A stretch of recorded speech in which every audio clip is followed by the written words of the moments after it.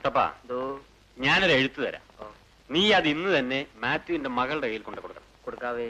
മാത്യു ജയിലിലായതുകൊണ്ട് അവളുടെ സംരക്ഷണം മറ്റൊരാളെ ഏൽപ്പിക്കാൻ ഞാൻ തീരുമാനിച്ചിരിക്കുകയാണ്.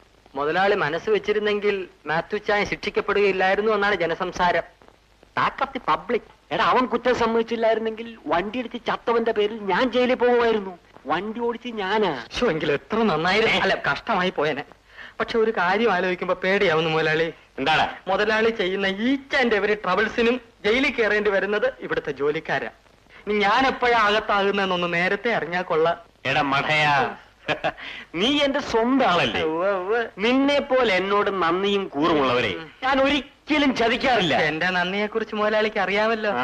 വാലില്ലാത്തോണ്ടാ, ഇല്ലെങ്കിൽ ഞാൻ ആട്ടി കാണിച്ചേനെ. റിയലി. എന്നായാലും ഞാൻ അകത്താ. എന്റെ വീതി.